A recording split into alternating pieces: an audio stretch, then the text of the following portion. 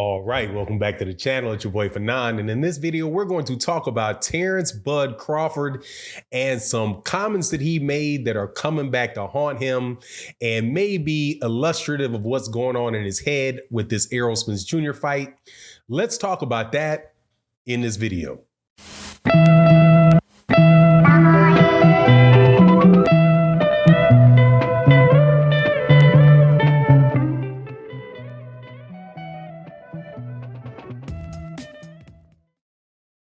All right, welcome back to the channel. It's your boy Fanon. In this video, we're going to be in the 147-pound division. Errol Spence Jr. and Terence Crawford have a fight coming up. Hopefully, it will be announced soon. Not saying that it is, not saying that it will not be. Hopefully, it will be. But some old footage of Terence Crawford popped up and was sent to me by some subscribers. And I'm telling you, man, some things just do not go well for you when you run off with your mouth a little bit. But before I get into that, let me welcome you back to the channel. If you're new to the channel, please accept my invitation to hit that subscribe button, hit the bell icon so you can be notified of when we release more videos. And if you are a longtime subscriber and supporter to the channel, thank you so much for your continued support. It is greatly, greatly appreciated. Thank you very, very much. Hold on one second. All right, sorry about that. Had to do a little impromptu change of some scenery. Something was going wrong over there. All right, so not too long ago, before Errol Spence Jr. became the three-belt holder in the welterweight division, holding the WBA, the WBC, and the IBF, Terence Crawford was asked why he thought Errol Spence Jr. was hesitant to fight him first and wanted to fight all these other guys before fighting him. And then he says, look, if it was me, also why Errol says that he needed why he would not take the fight for 50-50, like a 50-50 purse split, right? So Terence Crawford says to that, look, if I was, he's probably doing that because he's not confident in his ability.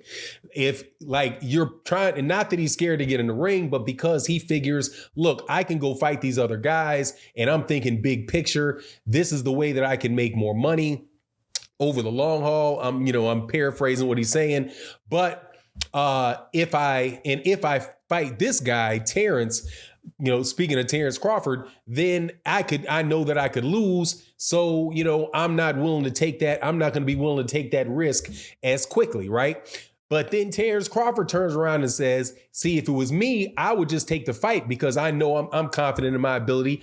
I know that I'm going to win. I know that I'm going to win the fight. So if Terence Crawford is confident of his ability, and when he said that, earlier on, what's the difference now? Because right now you have conversations that are clearly going on about how much money Terence Crawford is going to make in this fight.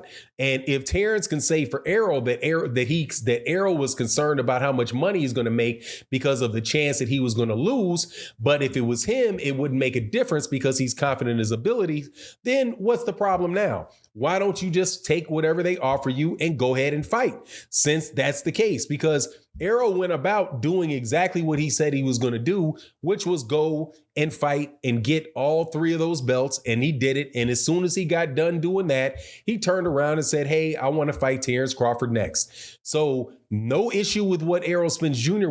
no issue with what Errol Spence Jr. did. The question now is, though, is Terence Crawford going to keep his word and just take what is needed, what is offered to him in order to make that fight? And the answer to that is, of course, he is not, because Terence Crawford is not dumb. All right.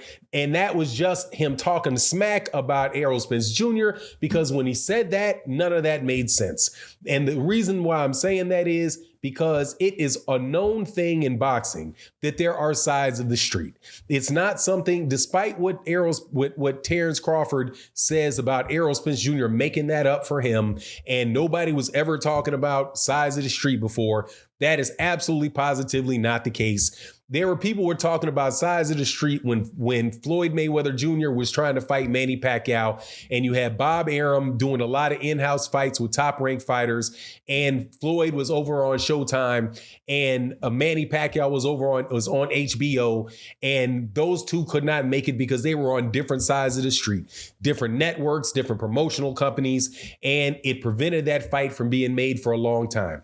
The fact of the matter is that, and I'm not really going to hold it against Terence, but it is a little bit of it's a little bit of a hypocrisy, and just kind of let you know that at times, Terence Crawford can be human. Meaning that by that I mean that he can talk out of both sides of his neck just like anybody else can. Errol Spence Jr. never said that he was trying to take an easy route and he did not want to fight Terence Crawford. He said, I want to fight. I'm going to his path to get the undisputed title was already set. He had guys that were in Sean Porter that he was, a matter of fact, that he was calling out before and wanting to fight before Terence Crawford ever even got into the weight class. A lot of people forget that most of the conversation in the welterweight division prior to Errol Spence Jr. Beating Kell Brook and Keith Thurman kind of going off by the wayside because of his car accident or whatever amount of inactivity. Most of that conversation was around Errol Spence Jr. fighting Keith Thurman, right? And then when Sean Porter wound up getting the vacant belt, winning that vacant belt that Keith Thurman dropped, he wound up fighting the guy that won the vacant belt. And those fights were all lined up and things that he was looking to do well before Terence Crawford ever came to the weight class. But however, I will say this because, like I said, I take a lot of things that people say with a grain of salt. It's not that serious a deal. I mean, it's boxing. Terence Crawford was answering and talking off the cuff, saying, hey, look, man, the guy asked him, do you think that he's scared or nervous of your skill of being able to beat you? And he says, yeah, well, he wants to fight this guy and that guy. He won't fight unless he's not going to take a fight at 50-50. And if you don't do that, that just shows you that you're not confident, right? Nah, it's not a case where this is a case where when reality hits the deck, right? Terence Crawford is going to do what most people with common sense are going to do. Whenever you have a big fight, and it doesn't matter in this particular instance whether you think you can win or you can lose, right? Because honestly, man, both these guys think they can win that fight. But the question is, are you going to get another fight anytime soon that is as valuable as this fight that you have? And are you going to want to get what you believe to be your fair market value for that fight? And Terence Crawford clearly wants that, and I don't fault Terence Crawford at all for doing that. However, I do look back and think, okay, yeah, man, maybe you shouldn't have said that earlier on because that doesn't look good for you right now. It makes it look like you're being a hypocrite. Right? Because you said one thing, now you're doing something else. And that's pretty much the definition of a hypocrite. But at the end of the day, maybe he thinks that Errol Spence Jr. looks a lot better than he did before. Like after they had your Danny Zugas fight, maybe that made him feel like, oh, I don't know, man, maybe this dude's a little tougher than I thought. But anyway, that's my take on the matter. You let me know what you think in the comment section. And with that, I'm out. Peace.